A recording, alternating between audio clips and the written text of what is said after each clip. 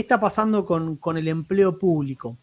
Hay un informe muy bueno que saca el INDEC, que por lo general no se le da tanta pelota o tanta difusión en los medios, que es un informe detallado todos los meses de cómo se compone el empleo en las diferentes jurisdicciones dentro del sector público nacional, ¿sí? Y además, creo que es interesante porque muchas veces no tenemos dimensión de dónde está el empleo público. Sin ir más lejos, eso en este gráfico no está reflejado, pero la gran mayoría del empleo público no depende de la administración pública nacional, es decir, no depende del gobierno nacional, sino que depende de los gobiernos provinciales y municipales. Cuando uno se fija el peso que tiene el gasto que el Estado Nacional realiza en empleo público, es sumamente bajo. Estamos hablando del 10 o 15%. ¿Por qué? Totalmente. Bueno, porque básicamente los ministerios se componen de poca gente y no tiene grandes áreas donde haya mucho empleo público. En cambio, las provincias y los municipios, bueno, ahí vos tenés que gran parte del gasto se destina justamente al empleo, porque tenés ahí educación, salud y seguridad, que son, digamos, componentes que están a cargo de las provincias.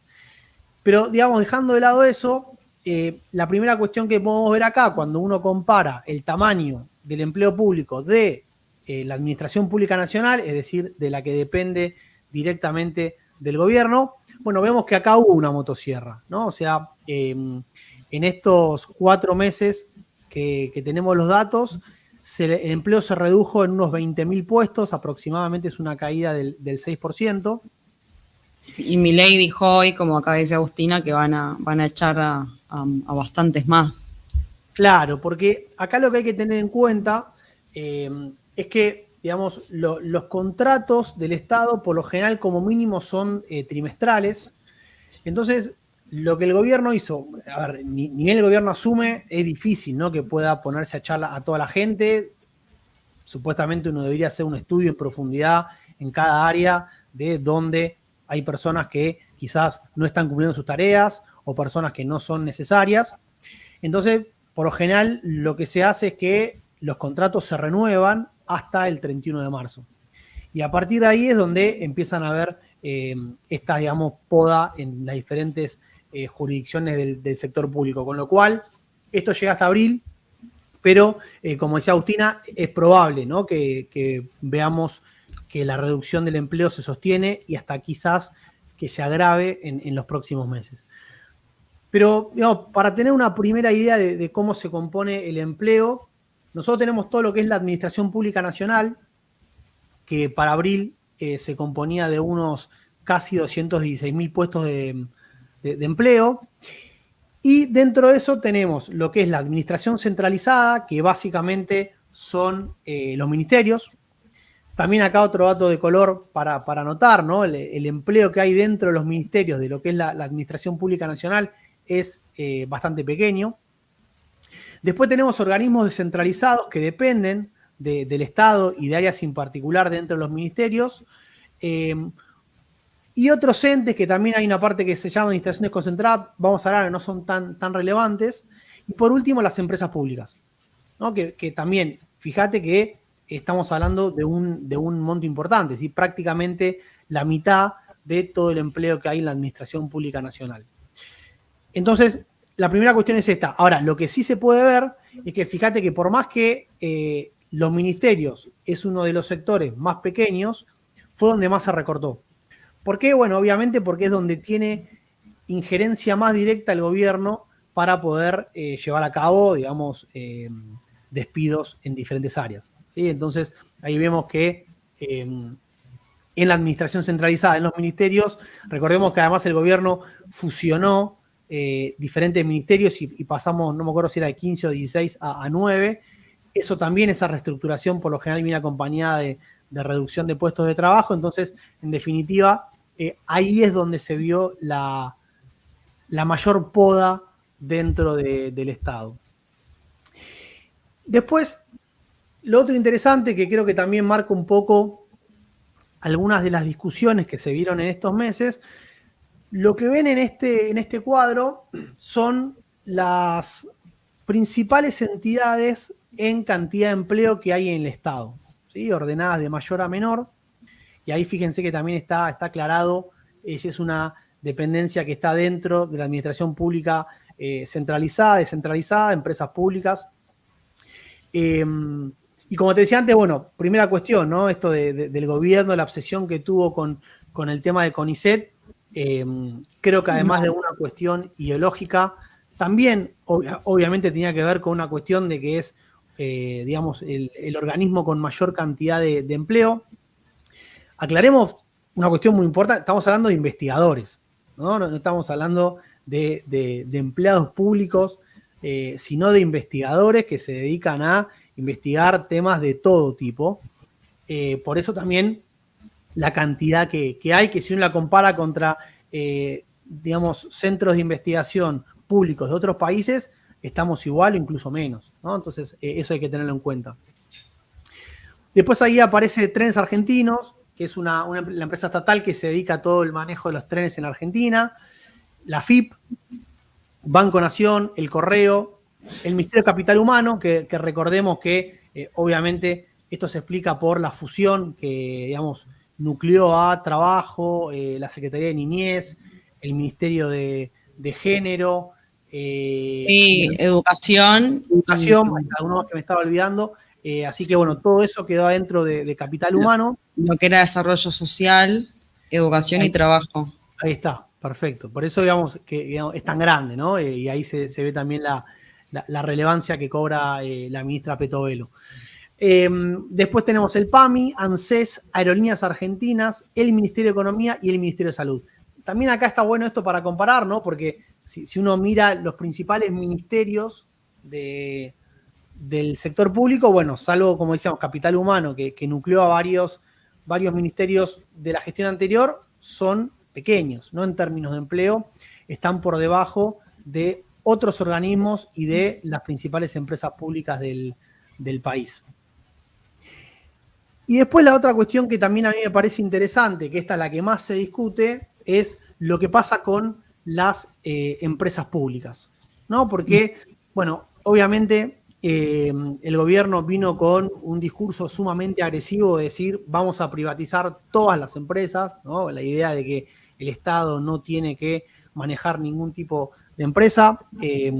Eso finalmente fue uno de los principales elementos de conflicto en la discusión de la ley bases en el Congreso, que terminó recortándolo, creo que eran a 10 o 12 de las empresas, y en algunas se ponían algunos reparos para que no puedan ser privatizadas de manera completa. Pero justamente acá lo que les estoy mostrando son de las que les había mostrado antes, ¿no? Acá tenemos 3 de las empresas principales en términos de magnitud de empleo, que obviamente también son las principales en términos de transferencias de plata que hace el Estado Nacional para cubrir el resultado operativo de estas empresas, ¿no? Fíjense que justamente las transferencias que hace el Estado están bastante en línea con el resultado negativo que tuvieron tanto Trenes Argentinos como Aerolíneas como el Correo, ¿sí? Ahí lo más llamativo, yo la verdad que no soy un experto de empresas públicas, habría que ver bien, pero en Trenes Argentinos vos tenés el resultado financiero más negativo y además genera muy pocos ingresos. Porque lo que uno puede decir de Aerolíneas es, mirá, Aerolíneas vos le transferís 252 mil millones de pesos, pero en términos de la facturación anual de Aerolíneas, eso es la nada misma. Entonces, uno puede decir, mirá, recortando un poquito, mejorando un poco la situación, que es lo que se vino haciendo en los últimos años, bueno, uno podría acomodar, creo que rápidamente, la situación financiera de Aerolíneas. Pero bueno, en Trenes Argentinos eso claramente no es así porque la gran mayoría de los ingresos provienen de estas transferencias que realiza el Estado.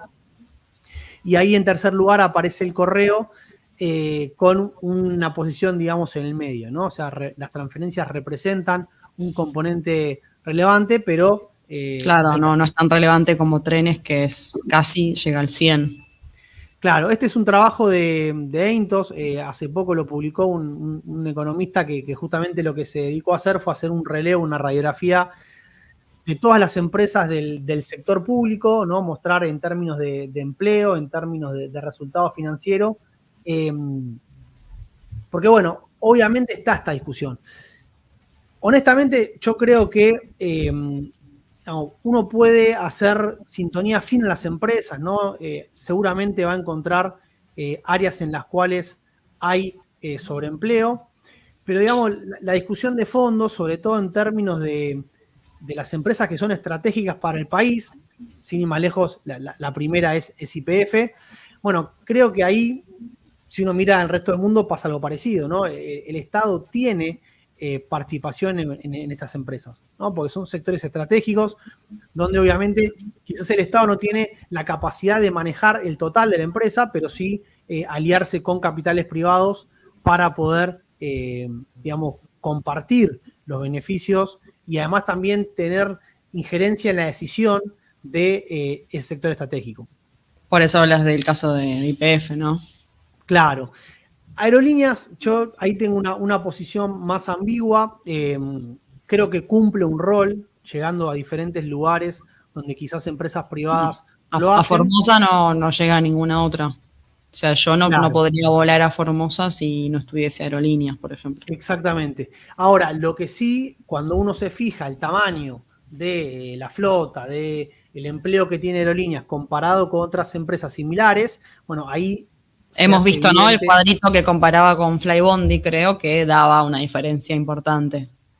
Exacto. Entonces, de vuelta, yo creo que acá la cuestión es que uno puede hacer las cosas bien, ¿no? O puede hacer las cosas mejor. Entonces, no tenés ni que tener una empresa que esté llena de trabajadores, que eso le genere costos muy elevados, ni tampoco tenés que vender la empresa por 2,50 pesos y perderte la posibilidad de tener este tipo de cuestiones. O sea, me parece que como siempre la mejor estrategia y la solución está ahí en un punto en el medio.